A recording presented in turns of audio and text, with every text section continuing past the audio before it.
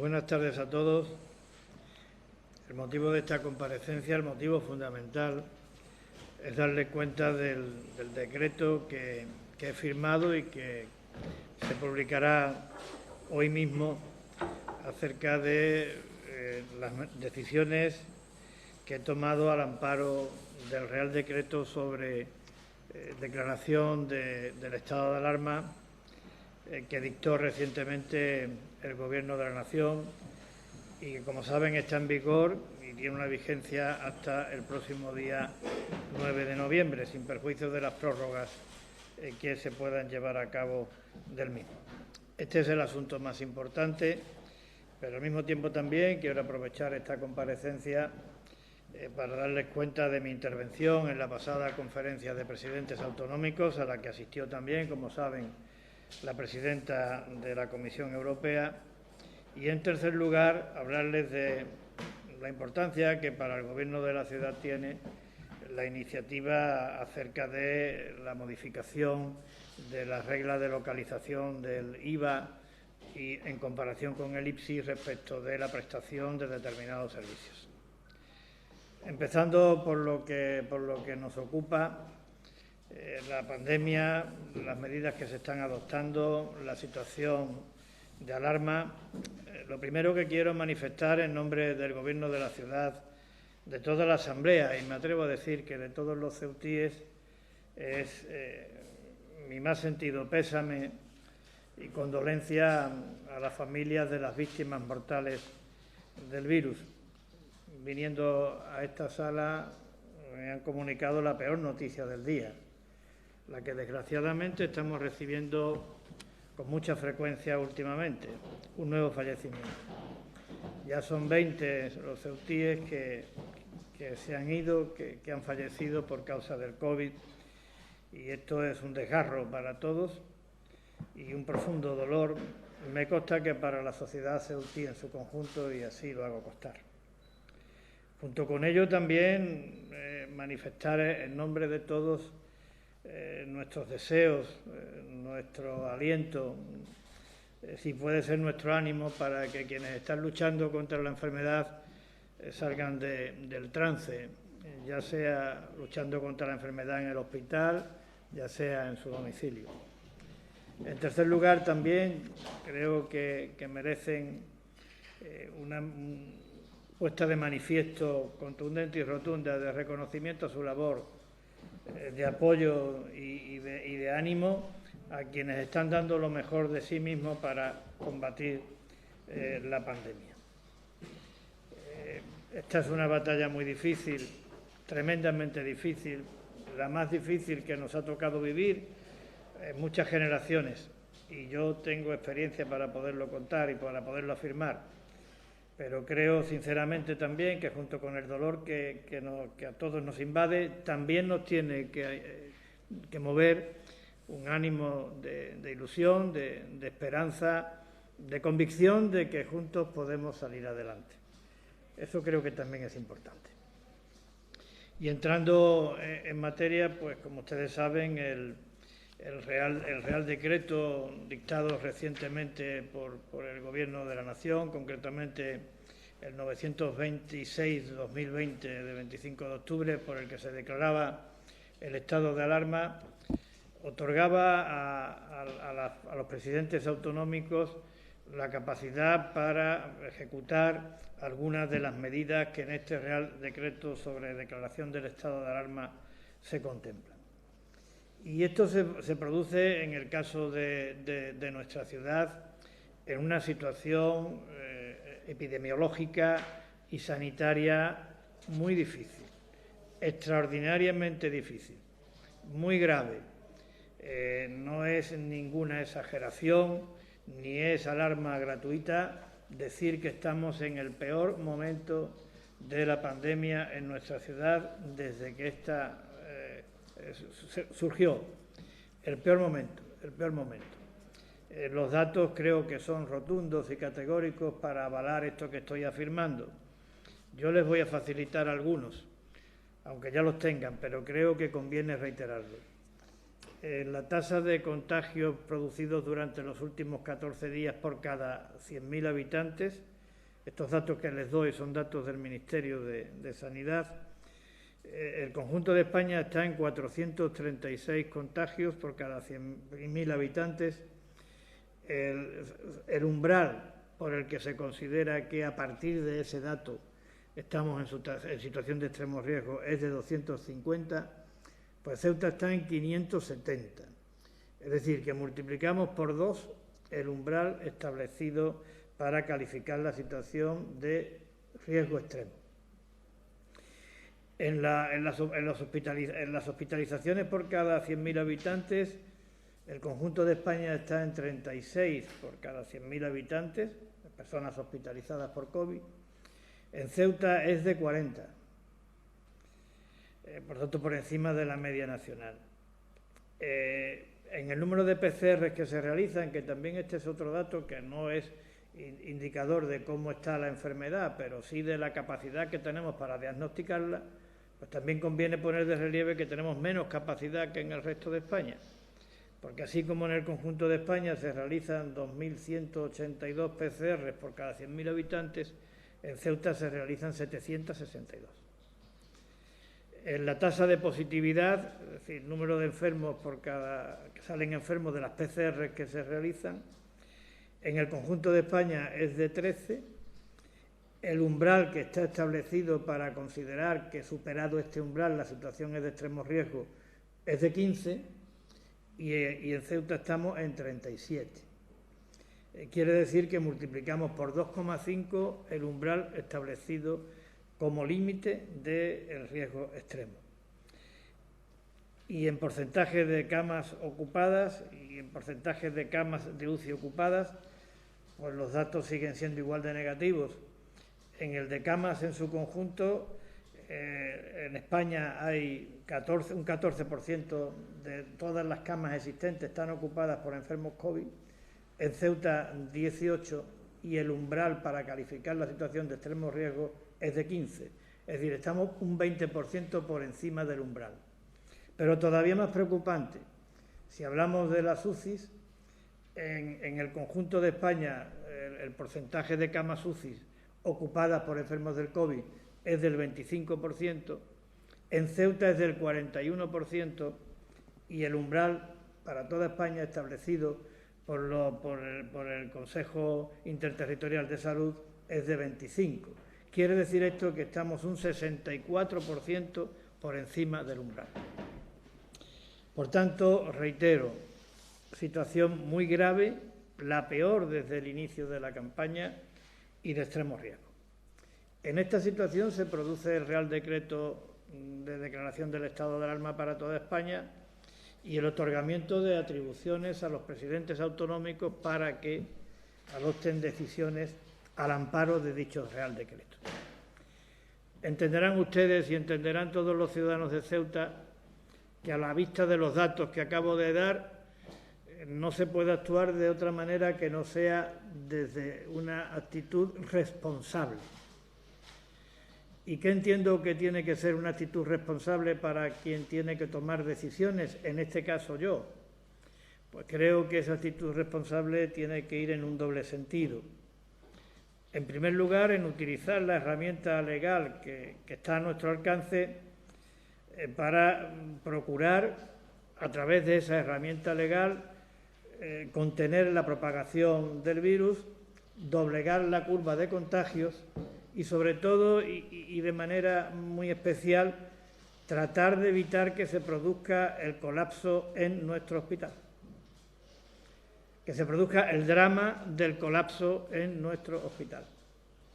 Y el segundo componente de responsabilidad que creo que debe de justificar, fundamentar y que debe de basar nuestras decisiones es ponernos en manos de las personas que saben y de las personas que entienden.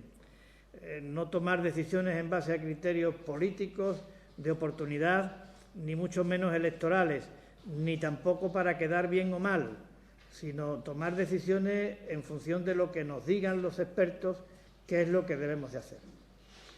A tal efecto, había ya constituido un comité de expertos formadas por personas que a mí y al Gobierno nos merecen toda la confianza que exige una situación de esta categoría y, por tanto, les quiero decir que las medidas que he adoptado y que ahora les voy a dar cuenta son medidas que están recomendadas y sugeridas por este comité de expertos. Y esa recomendación y esas sugerencias las he respetado sin ningún tipo de interferencia y tampoco sin incorporar o eliminar nada de lo que me han recomendado. Para evitar confusiones, yo también quiero decirles a ustedes y transmitirles a la opinión pública de Ceuta, a los ceutíes que nos están oyendo, viendo o leyendo, que el Real Decreto me habilita para algunas cosas muy importantes, pero no para todo. Es conveniente que se sepa cuáles son las habilitaciones que me confiere el Real Decreto. Y en resumen, esta habilitación, estas facultades que me son conferidas, se refieren fundamentalmente a 4 aspectos que les voy a comentar. Uno es el relativo a lo que se ha denominado indebidamente desde el punto de vista jurídico toque de queda. Es decir, uno es el relativo al horario por el que se debe entender o debe de aplicarse a esa limitación a la circulación de las personas en lugares y espacios públicos en horario nocturno. Esa es una facultad que me confiere, la delimitación del horario dentro de unos márgenes. La segunda capacidad que me otorga el Real Decreto como presidente de la Ciudad Autónoma de Ceuta es la de decidir acerca de lo que se denomina la perimetración de Ceuta, es decir, las comunicaciones de Ceuta con el resto del territorio nacional o incluso la perimetración de determinadas zonas o barrios dentro de Ceuta. La tercera se refiere al número máximo de personas que pueden reunirse en esta situación de estado de alerta, que me da la facultad para reducir ese número, y la cuarta se refiere a la capacidad, al número de personas que pueden estar en los lugares de culto. Estas son las 4 cosas para las que estoy facultado por el Real Decreto. ¿Y qué es lo que he decidido? Como digo, teniendo en cuenta las recomendaciones y las sugerencias del comité de expertos, pues lo que he decidido ha sido lo siguiente. En primer lugar, que el horario por el que se establecen restricciones a la presencia de personas en la vía o espacios públicos durante la noche será el que se comprende entre las 23 horas y las 6 horas. Ese es el horario que establece con carácter general para toda España el Real Decreto, ese es el horario que nosotros habíamos solicitado y ese es el horario que los expertos consideran el adecuado. En segundo lugar, en el tema de la perimetración de Ceuta en sus comunicaciones con el resto de España. Pues ahí, siguiendo los criterios de los técnicos, de los expertos, hemos establecido que no podrá salirse ni entrarse en Ceuta, salvo causa debidamente justificada y motivada, que contempla el Real Decreto del estado de alarma, durante los fines de semana. El decreto que yo voy a dictar esta mañana tiene un ámbito de vigencia temporal equivalente al Real Decreto de declaración del estado de alarma, salvo que haya posteriores prórrogas, es decir, que termina el 9 de noviembre. Pues bien, lo que he venido en resolver es que durante los fines de semana, desde hoy hasta el 9 de noviembre, no se podrá salir ni entrar de Ceuta, salvo causa debidamente justificada. Quiero hacer la precisión de que en relación con el primer fin de semana, es decir, el que comprende este viernes próximo, o se inicia en este viernes próximo, no terminará a efectos de esta restricción el domingo, sino que terminará el lunes. Y terminará el lunes porque el lunes, aun cuando no sea festivo en Ceuta, es festivo desde el punto de vista del calendario escolar. Y esta medida se ha tomado y se ha extendido a este lunes y estamos aplicando esta restricción a los fines de semana porque los expertos consideran que 2 cosas. Primero, que cuando se produce una mayor movilidad en las comunicaciones de Ceuta con la península es precisamente en los fines de semana. En segundo lugar, porque también las personas que tienen que moverse por razones de necesidades vinculadas a la sanidad, vinculadas a los estudios, vinculadas a cuestiones de índole familiar o a cuestiones de índole laboral, estas personas pueden moverse siempre, aun cuando se apliquen las restricciones. Y esos son los casos habituales de viaje durante los días que no son fines de semana. Por tanto, restricción para los fines de semana, tanto de que está comprendido entre el día 30 de este mes, que es el próximo viernes, y el día 2 del mes de noviembre, que es el próximo lunes, y antes de que termine la vigencia del decreto, desde el día 6 de noviembre, viernes, hasta el domingo 8 de noviembre. Todas las salidas y entradas de Ceuta están restringidas y solamente se permitirán para casos de verdadera fuerza mayor, casos debidamente justificados. Esa es la primera decisión, la segunda.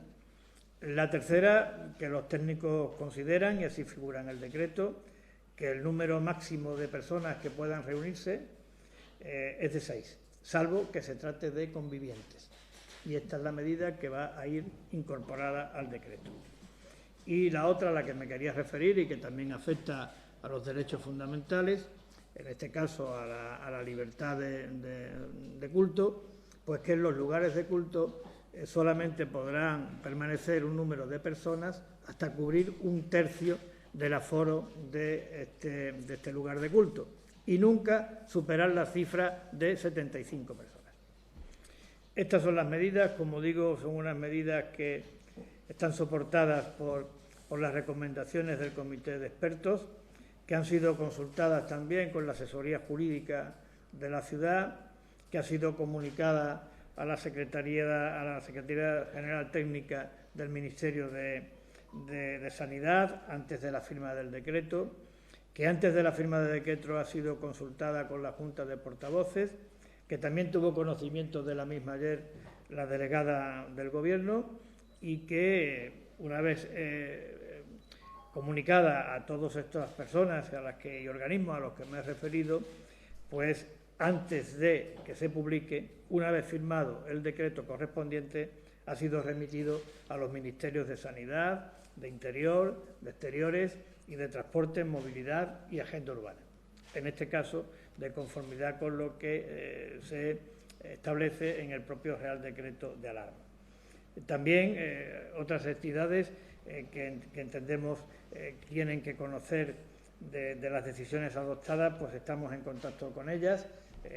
Me estoy refiriendo a las comunidades religiosas, me estoy refiriendo a las organizaciones empresariales, me estoy refiriendo a la autoridad portuaria, me estoy refiriendo a AENA, el aeropuerto, también la autoridad portuaria de la Bahía de Algeciras, también la Junta de Andalucía por la indudable conexión que estas cosas tienen que tener, habida cuenta que nuestra entrada, nuestra comunicación, nuestra entrada y salida, nuestra comunicación es precisamente con Andalucía, y precisarles asimismo que este decreto es un decreto que necesariamente tiene que ser flexible.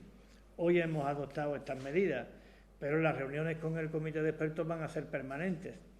Si mañana la situación aconseja que tengan que modificarse dentro de los márgenes que la ley nos permite, pues así lo haremos. Y también tengo que decirle que, desgraciadamente, nadie puede asegurar la eficacia a los fines que he pretendido y que antes he expresado de las medidas. Evidentemente la eficacia no se va a producir de un día para otro. Hay que darle un tiempo, pero es, como decía, apurar todas las posibilidades que la herramienta legal nos otorga para tratar de contener la propagación del virus, doblegar la curva y evitar el colapso del hospital. En cualquier caso, estas medidas son necesarias, están avaladas por el parecer de los expertos, pero yo sí quiero decir que la medida más eficaz es la conciencia y la responsabilidad y el comportamiento de cada uno. El virus, lo he dicho muchas veces, viaja con nosotros, lo transmitimos nosotros. Por tanto, si nosotros tenemos una actitud responsable, hacemos lo que debemos hacer en lo que se refiere a la higiene personal, a la protección individual, a nuestros contactos sociales, personales o familiares. Si hacemos lo que debemos, si somos conscientes de la gravedad del momento que estamos viviendo, creo que estaremos evitando contagiarnos nosotros mismos, evitar contagiar a nuestros familiares, a nuestros seres queridos, a nuestros vecinos, al conjunto de la sociedad, y cuanto antes este drama se pare, antes todo volverá a la normalidad, y antes volverá a la normalidad también la actividad económica, y por tanto antes se evitará el riesgo de destrucción masiva de empleo y por tanto el riesgo de sostenibilidad futura de los servicios públicos fundamentales. Nos la estamos jugando y tenemos que actuar en consecuencia con el nivel de riesgo que estamos sufriendo.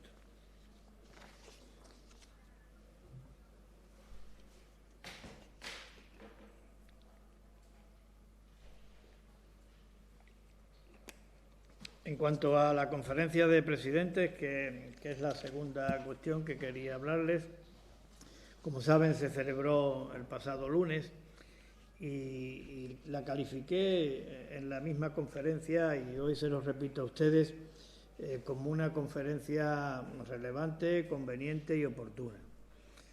Relevante, conveniente y oportuna por la situación dramática que estamos viviendo, es decir, por el momento en el que se produce, también por el asunto que nos convocaba, el objeto de la misma, y también por la presencia de la presidenta de la Comisión Europea en la misma.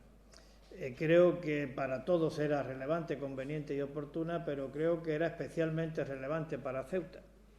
Y lo era porque creo que nuestra consideración de entidad autonómica equiparada al resto de comunidades autónomas de España en una reunión de tan alto nivel con la presidenta de la Comisión Europea, creo que significa una confirmación de nuestro estatus y al mismo tiempo de las posibilidades que nuestro estatus nos ofrece para poder transmitir a las más altas instancias, no solo nacionales, sino también comunitarias, cuáles son las necesidades, cuáles son las dificultades, cuáles son los condicionantes estructurales, cuáles los retos que tiene nuestra ciudad.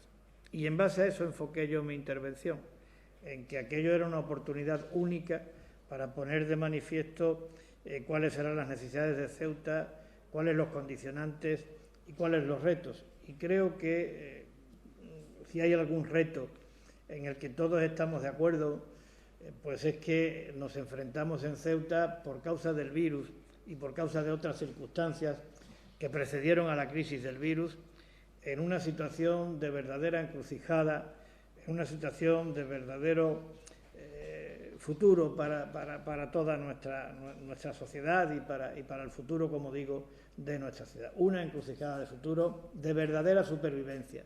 Esa es la situación que estamos viviendo y así lo expuse en la comisión, en la conferencia esta de presidentes. Un reto de tanta envergadura que solo creo lo podemos afrontar, como tantas veces he dicho, a través de Más España y Más Europa. Más España y Más Europa para garantizar unos niveles en la calidad de los servicios fundamentales equiparables a los del resto de España. Más España y Más Europa para resolver la gravísima crisis, la gravísima problemática de la inmigración irregular, tanto de adultos como de menores, una presión que desborda nuestras capacidades y que pone en riesgo el límite de lo asumible. Y Más España y Más Europa para sentar las bases de un modelo económico más sólido, más estable, más sostenible. Y al servicio de este objetivo de un modelo económico más sólido, más estable y más sostenible, no cabe la menor duda que esta movilización histórica de recursos que va a hacer la Unión Europea a través del mecanismo de recuperación y resiliencia constituye una oportunidad que no podemos desaprovechar. Una oportunidad que no podemos desaprovechar por muchísimas razones entre otras porque el objetivo, como decía, que nos mueve es esa estrategia, ese reto de supervivencia que tiene nuestra ciudad. Y aproveché esta cuestión para decir que Ceuta requiere de un plus de apoyo adicional por parte de las instancias nacionales y comunitarias. Un plus de instancia adicional por nuestra condición de extrapeninsularidad, por el reducido tamaño, por la alta densidad de población, por la carencia de recursos naturales y por algo muy importante, porque junto con Melilla somos la única frontera terrestre de Europa en África. Una frontera que tiene que parecer y funcionar como el resto de fronteras exteriores de la Unión Europea.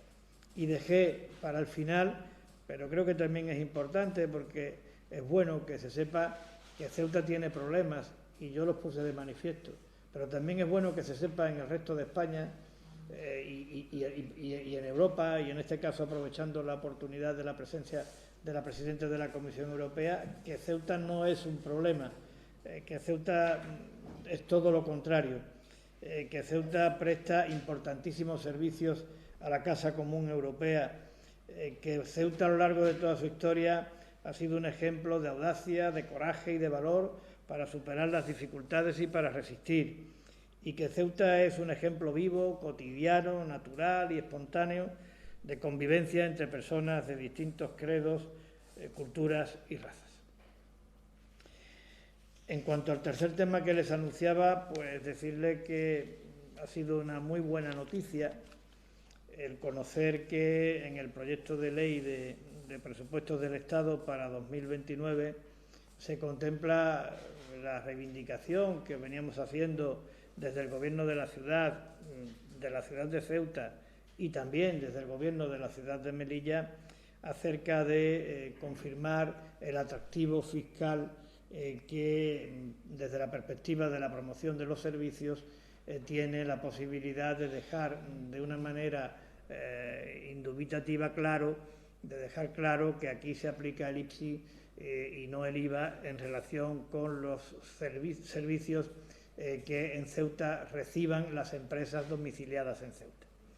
Esto es un atractivo fiscal fundamental, esto constituye una palanca para consolidar y para incentivar y para promover el desarrollo del ámbito económico de los servicios, de todos los servicios, pero de una manera muy especial de los servicios digitales. La industria digital constituye una gran apuesta para el conjunto de Europa, para España en particular y para Ceuta de una manera muy significada, como todos ustedes conocen. Por tanto, esta industria va a encontrar en esta medida seguridad jurídica, garantía para que las empresas se sientan atraídas a venir a Ceuta. Una medida que además no es una medida que esté concebida para promover sedes en Ceuta ficticias o simplemente nominales. No. Pretende traducirse en una radicación efectiva en Ceuta con la capacidad y con la condición de generar empleo.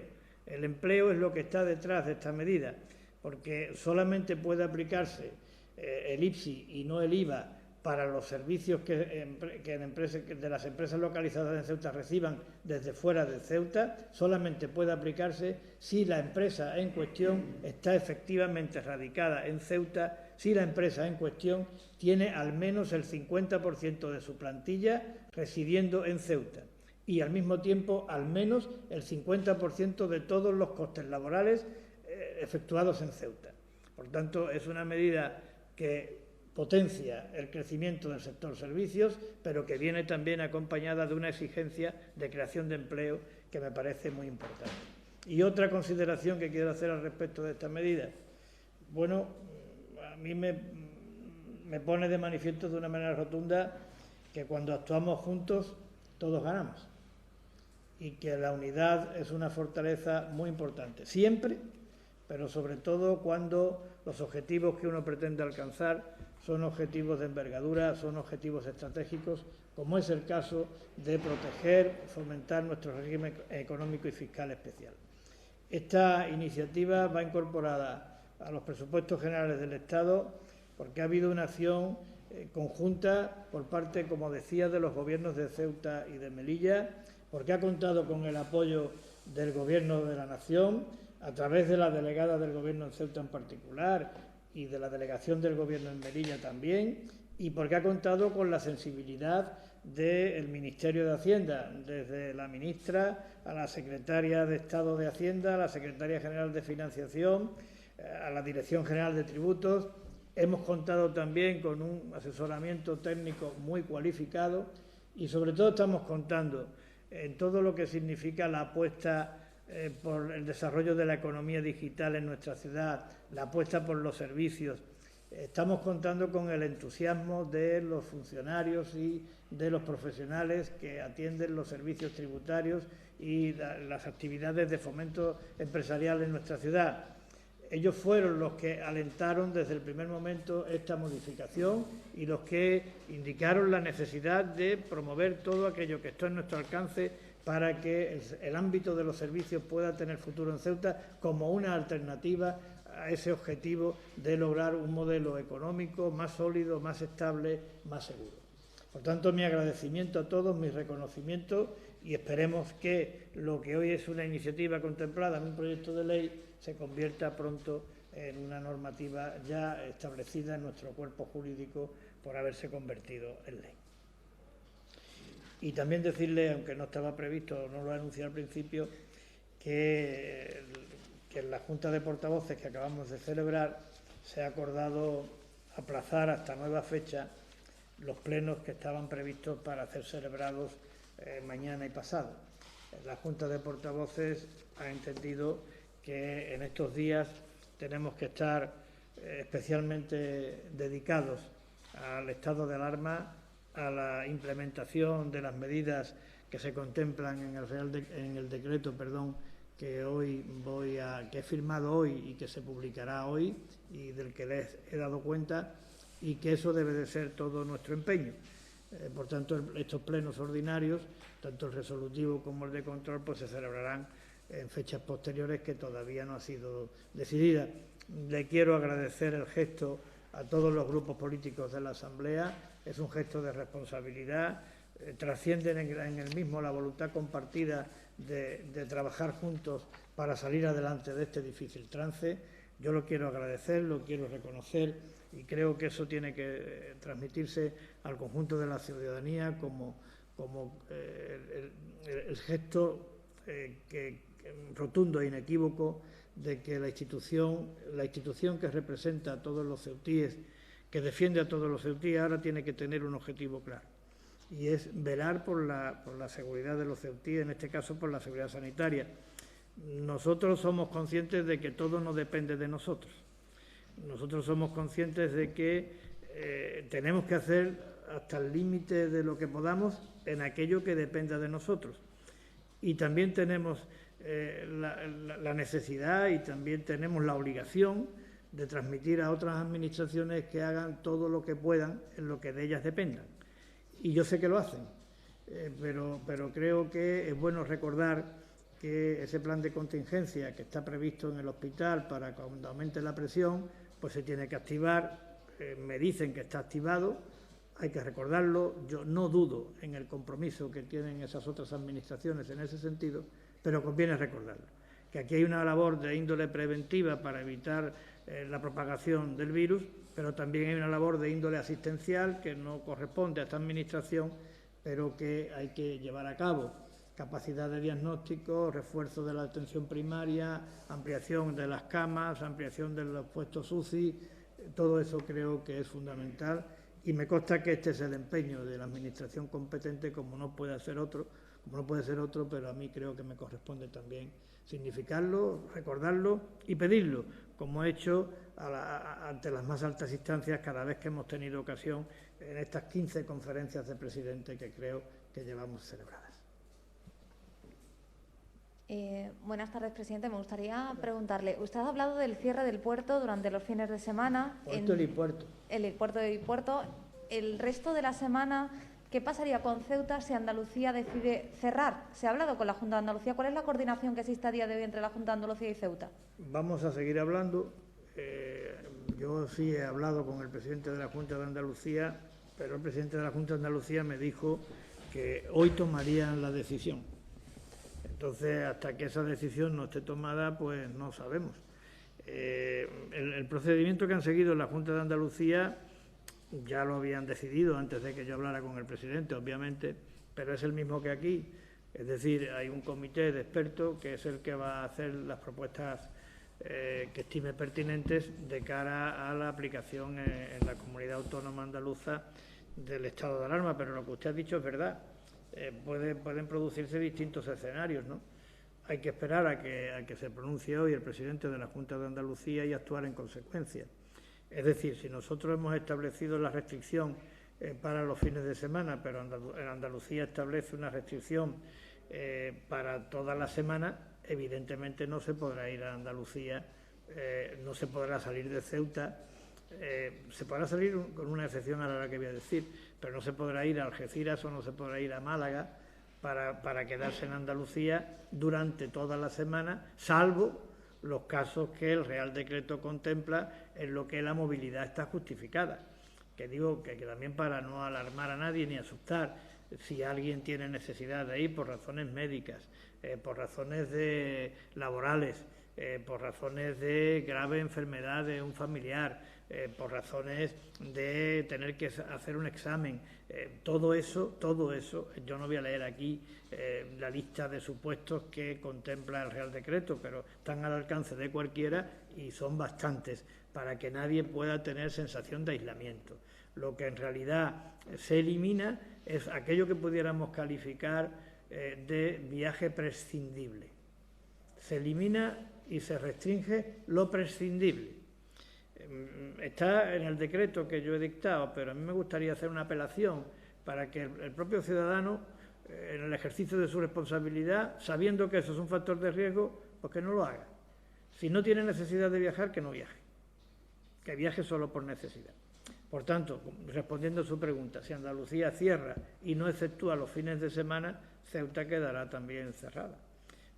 Por el contrario, si Andalucía no cierra, Ceuta quedará cerrada los fines de semana. Me gustaría preguntarle también si en esa reunión con los expertos... Hoy de todas maneras, me voy a poner en contacto nuevamente con el presidente para darle cuenta de nuestro decreto y para conocer el suyo y para establecer los mecanismos de coordinación. Mire usted, yo le he dicho antes que nosotros hemos mandado el decreto que se va a publicar ahora a los ministerios, porque entre ellos al Ministerio de Transporte, Movilidad, el antiguo Ministerio de Fomento, que es quien tiene competencias en estas materias, pero también se lo hemos mandado a la Autoridad Portuaria de Ceuta, también se lo hemos mandado a la Autoridad Portuaria de Algeciras, también se lo hemos mandado a la Junta de Andalucía, también se lo hemos mandado a AENA y también se lo hemos mandado al helipuerto. Ahora lo que nos queda organizar mañana entre las consejerías competentes, en relación también con la autoridad portuaria y con la delegación de gobierno, lo que nos queda organizar es el control y la implantación de estas medidas. En otro orden de cosas, me gustaría preguntarle también si en esa reunión con los expertos se ha hablado sobre qué cifra tendría que alcanzar Ceuta en lo que a contagiados, positivos, ya estamos rebasados, aislamiento, para decretar el confinamiento de toda la población en sus casas, es decir, volver a la situación anterior.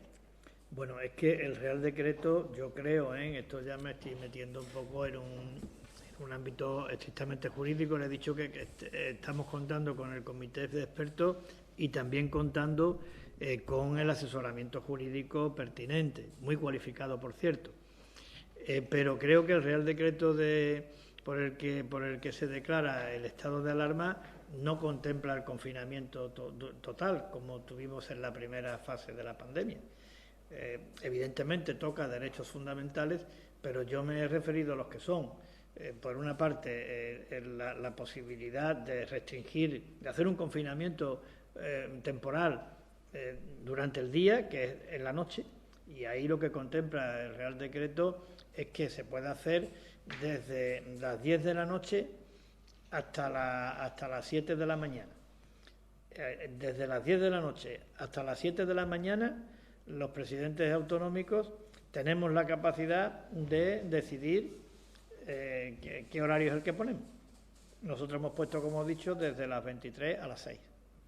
que es el que viene en el decreto, pero habría posibilidad de entre las 10 y las 7 elegir horario.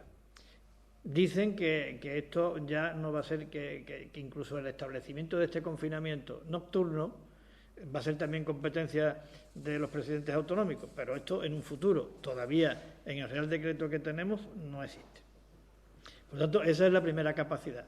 La segunda capacidad, el establecer las restricciones a la salida y entradas de cada comunidad autónoma o de cada ciudad autónoma, que es lo que estamos haciendo. Nosotros lo estamos estableciendo para los fines de semana, pero eso es una capacidad. Sí podríamos decir, no, mire usted, para los fines de semana no, para todos los días. De momento hemos dicho para los fines de semana, y mañana los expertos nos dicen que para toda la semana, pues será para toda la semana. Otra capacidad, la posibilidad de establecer restricciones a la salida o entrada dentro de la ciudad autónoma. Así que una determinada zona de Ceuta, dijéramos, está restringida la salida o entrada de esa determinada zona, como ha habido partes o lugares en España que se ha hecho. A nivel autonómico se puede hacer por provincias, se puede hacer por municipios o se puede hacer por zonas, por barrios. Nosotros aquí por provincias no lo podemos hacer porque somos uniprovinciales, por municipio tampoco lo podemos hacer porque somos unimunicipales, ya lo hacemos con la medida general, o lo podríamos hacer por zonas y barrios, y los expertos han considerado que de momento no es necesario hacerlo por zonas y por barrios. La otra decisión que podemos tomar, la relativa al número de personas que pueden reunirse. El decreto establece 6, pero yo podría decidir que fueran 5, o 4, o 3, o 2. Los expertos consideran que 6 de momento es el número adecuado. Y la última, que es la capacidad de concurrencia a los lugares de culto. Los expertos me han dicho que 1/3, pero igual que eso, podríamos haber dicho que fuera el 50% o otra medida. La única reserva que establece el Real Decreto es que lo que no se puede prohibir es el ejercicio de la libertad religiosa individual de cada persona. Entonces, salvo esto, ahí estamos abiertos. El viernes nos volvemos a reunir con el comité de expertos y volveremos a evaluar la situación. Y como usted bien dice, aquí hay dos grandes ámbitos. La evolución de la pandemia en cuanto a número de contagios y, por otra parte, la situación del hospital. Las dos cosas son las que hay que tener en cuenta a la hora de la toma de decisiones. Presidente, quería formularle lo siguiente. A la vista de su exposición hay una cosa positiva y otra que veo negativa. Positivo, que el tratamiento que se le da a Ceuta es equiparable al resto de comunidades autónomas en estas competencias delegadas que se le otorgan a usted. Es un reconocimiento expreso del Gobierno de la Nación. Y, en segundo lugar, a usted le llega esta situación no partiendo de cero, porque los datos que usted ha dado no pueden ser peores. A usted le trasladan un compromiso de gestión bastante difícil y supongo que la situación del hospital, que es una competencia que no es suya, pues le arroparán para que no se quede al 50% en la gestión de esta situación actual. Y como última cuestión quiero plantearle que diga, por favor, quién informa al comité de expertos, porque esto a nivel nacional ha parecido que era un comité fantasma, entonces que sepamos quién forma en Ceuta el comité de expertos que a usted le asesoran para que sea una gestión eficaz.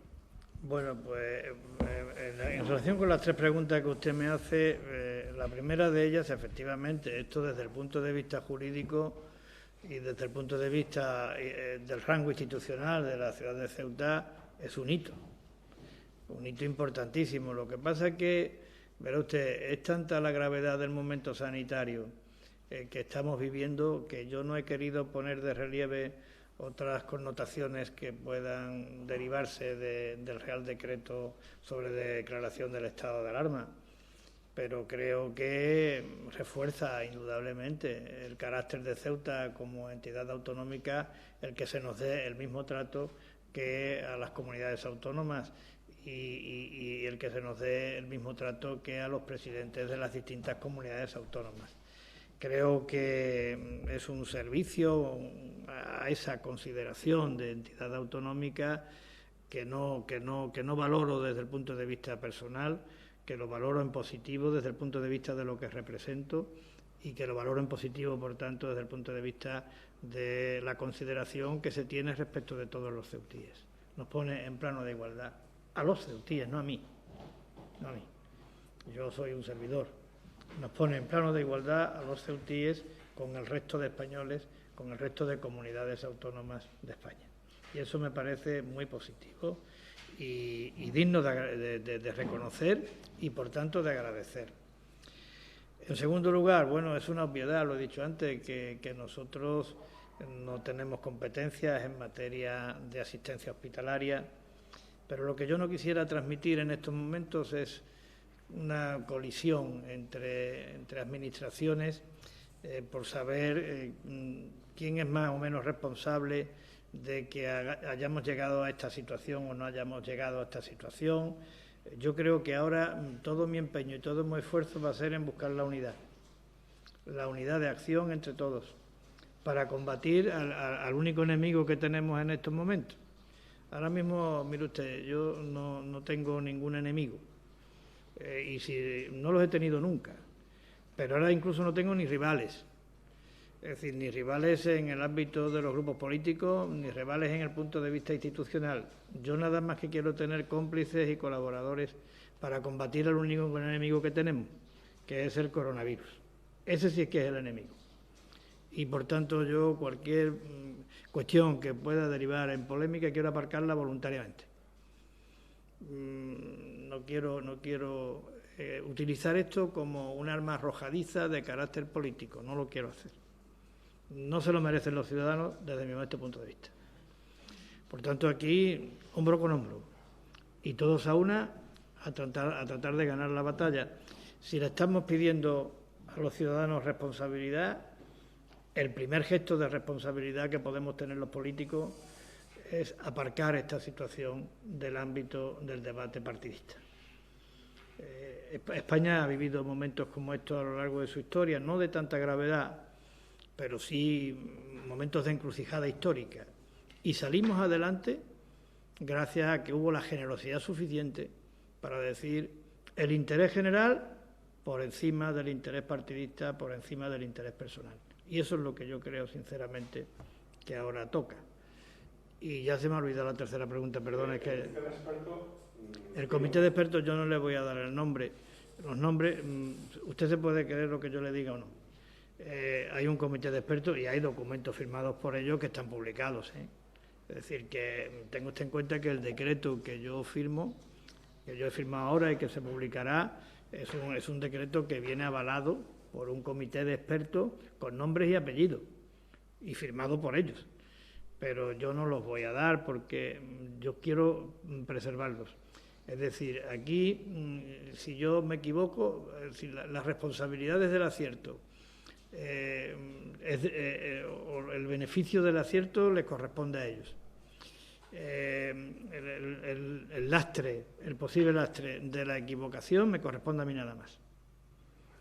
Yo quiero ejercer mis responsabilidades y no quiero protegerme en el nombre de ninguna persona que bastante tiene con lo que está haciendo, a la que le agradezco a personas, porque es en plural, a la que les agradezco que hayan tenido el gesto de decir ahí estamos, en un momento, porque no todo el mundo se quiere apuntar a esto, Ahora, porque yo les pregunto directamente qué es lo que creen ustedes que debemos de hacer y quiero que me lo digan por escrito. No todo el mundo quiere esa responsabilidad. Entonces, lo menos que yo puedo intentar hacer es preservar su privacidad y reconocerles el gesto y agradecérselo. Y aprovecho que estoy aquí con todos los medios de comunicación para pedirles lo mismo, para que no vayamos aquí a buscar quién es y quién no es, porque bastante tienen con decir asumimos esta responsabilidad y estamos ahí contigo para echarte una mano. Vamos a actuar todos en la misma línea. Esto es una cuestión de que sea la sociedad, esto se le vence con la sociedad actuando al unísono o esto nos gana. Sí, yo quería preguntarle por la limitación a la entrada y salida de Ceuta. ¿Cómo se va a aplicar? ¿Hay que pedir una autorización? ¿Y quién va a verificar si esa causa es justificada o no en el puerto? ¿Lo dejamos en la responsabilidad individual? La responsabilidad individual es fundamental. Esto lo acabo de decir.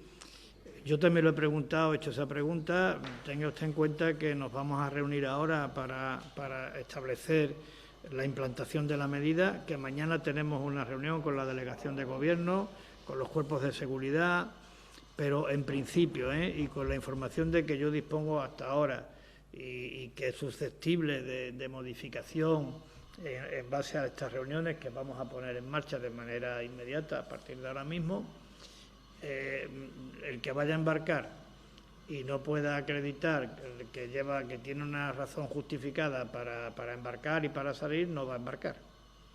No le van a permitir que embarque. ¿Y quién se lo va a decir? Nosotros no vamos a montar una oficina de autorizaciones, sino que cada cual, en función de los supuestos que están contemplados que puede viajar, pues viajará. Es decir, tendrá que acreditarlo. Todo el mundo tendrá que ir provisto de la justificación del viaje. Y será el agente de la autoridad competente, quien entenderá si eso es suficiente o no es suficiente. Yo le voy a poner mi caso porque lo he vivido. Yo fui el 12 de octubre, como todos ustedes saben, y Madrid estaba confinada, estaba perimetrada, es decir, no se podía salir ni entrar de Madrid por un decreto del Gobierno de la Nación. Bueno, yo cuando salí de Madrid, después de haber asistido al acto del 12 de octubre, yo no llevaba ningún pasaporte, es decir, yo llevaba la invitación al acto del 12 de octubre y mi documento nacional de identidad.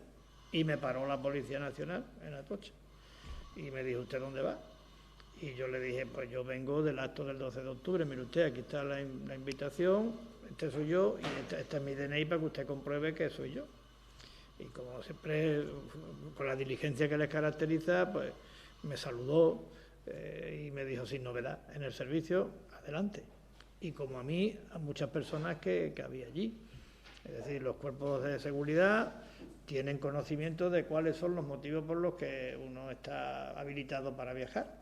Y así se hace. Es como cuando alguien está a las 2 de la mañana o 2 de la madrugada por la calle. No tiene una autorización para estar a las 2, pero si un agente de la autoridad lo para, sí tendrá una manera de justificarle por qué está a las 2 de la mañana en la calle. Pues esto es lo mismo.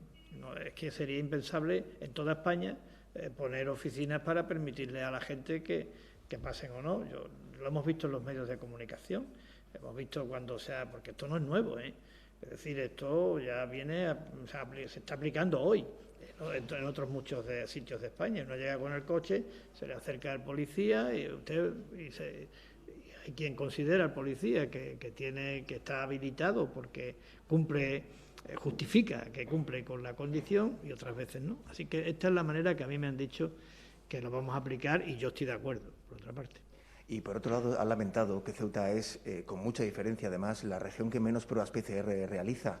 Desde Sanidad, desde Ingesa, aseguran que ellos hacen las que tienen que hacer según el protocolo. Se las aplican a quien tiene síntomas. ¿Por qué la ciudad no aplica sus competencias en salud pública y realiza un cribado o campañas? Nosotros esto lo tenemos que organizar de común acuerdo con Ingesa.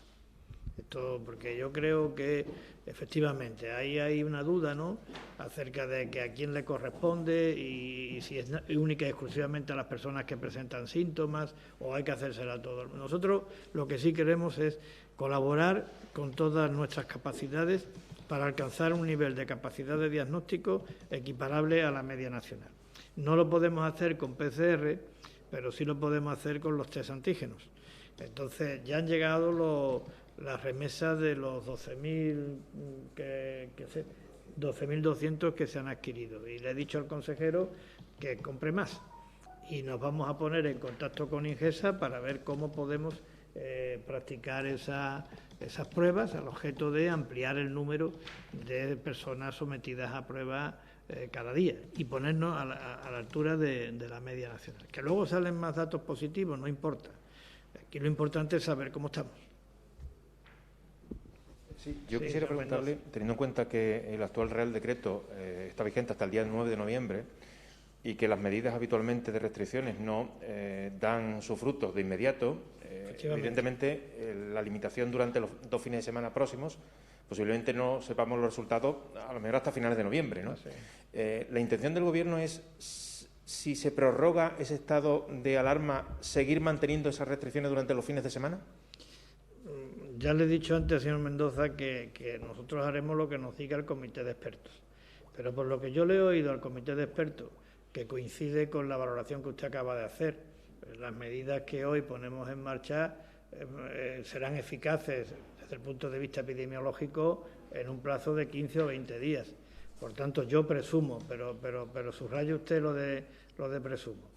El viernes me reúno con el comité otra vez y tendremos 2 o 3 reuniones todas las semanas. Pero yo presumo que sí, que esto se va a prorrogar, presumo que por lo menos hasta mediados de diciembre.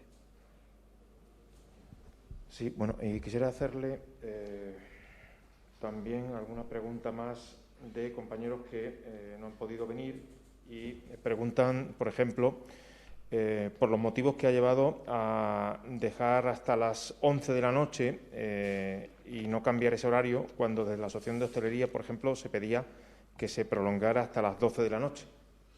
Sí, yo con el tema de los empresarios, desde aquí mi solidaridad. Evidentemente, esto, cuando llamamos la atención sobre los colectivos que están sufriendo este asunto de esta crisis, este drama de la pandemia, no nos podemos olvidar de nuestros empresarios, de nuestros autónomos, de las personas que tienen en riesgo sus puestos de trabajo, y eso está siendo muy tenido en cuenta. Lo que ocurre es que yo también creo, señor Mendoza, que a lo mejor los sacrificios de hoy significan las posibilidades de poder levantar las restricciones mañana, y que a lo mejor cuanto más intenso se sea hoy en la aplicación de las restricciones, significa que antes podremos levantar estas restricciones y antes podrá volver la actividad económica a su normalidad.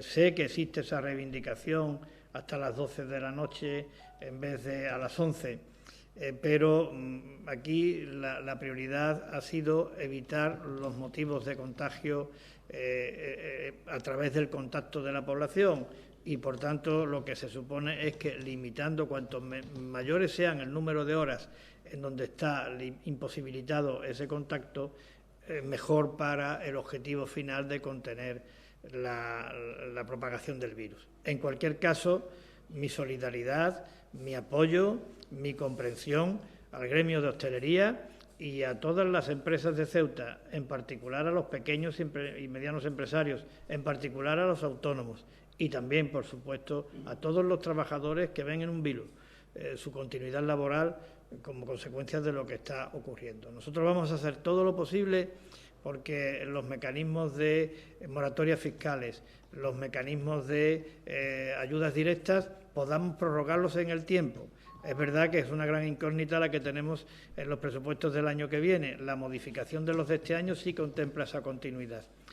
Pero, insisto, yo creo que el objetivo de todos tiene que ser revertir, doblegar la curva de contagios, aliviar la presión sobre el hospital, porque cuanto antes eso ocurra, antes estaremos en condiciones de volver a la normalidad en la actividad económica. Sí, hay otra pregunta también de compañeros, dice, y la voy a leer textualmente. ¿Hay alguna estadística que evidencie o muestre cuántas de las personas que han dado positivos han contagiado después de viajar y regresar de la península? No, yo por lo menos no tengo esa estadística. Pero tenga usted en cuenta, señor Mendoza, o a la persona que nos está preguntando, que nosotros hemos establecido estas medidas en función del ámbito que contempla el Real Decreto sobre el estado de alarma, que, vuelvo a insistir, se refiere al confinamiento nocturno, se refiere a la perimetración de las comunidades, sociedades con estatuto de autonomía, a posibles perimetraciones interiores, al número máximo de personas que pueden reunirse y a el tema de la asistencia a los lugares de culto.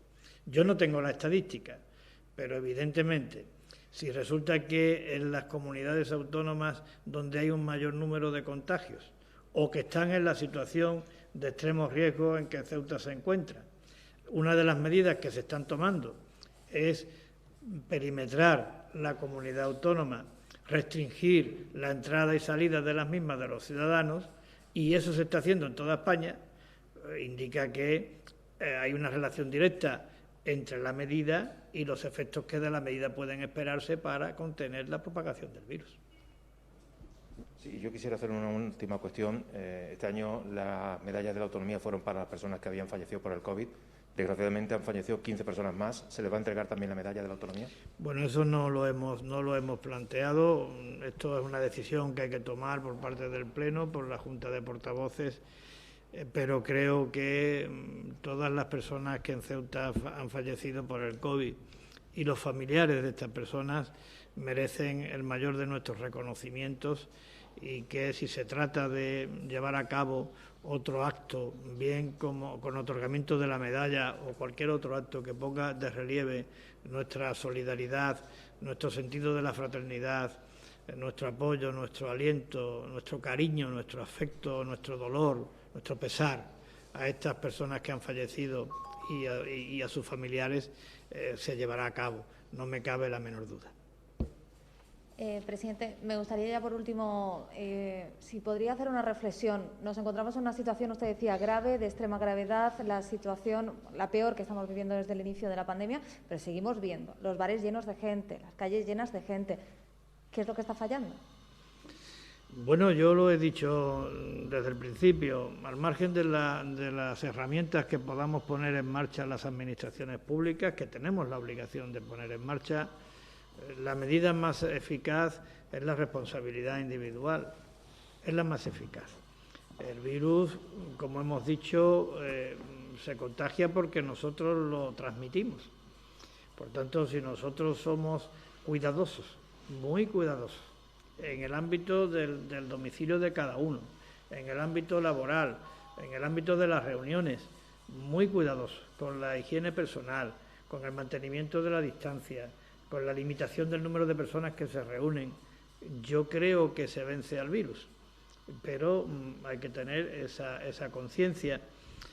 Muchas veces no nos damos cuenta, pero en cada movimiento que hagamos que sea contravenir lo que nos están indicando, recomendando o disponiendo las autoridades sanitarias, en cada acto de eso es un acto de poner en riesgo tu salud y tu vida, la de tu familiar más cercano, la de tus amigos, la del conjunto de la ciudadanía y hasta el trabajo de las personas que no pueden y las empresas que no pueden seguir soportando por más tiempo esta situación. Por tanto, es una cuestión de concienciación y de mentalización de todos, y creo que la altura de una sociedad se mide también en su capacidad de ser responsable y de actuar de manera consecuente en estos momentos críticos. Ahora se está poniendo a prueba la categoría de nuestra sociedad, y creo que debemos de responder como lo que somos, una sociedad madura, una sociedad responsable.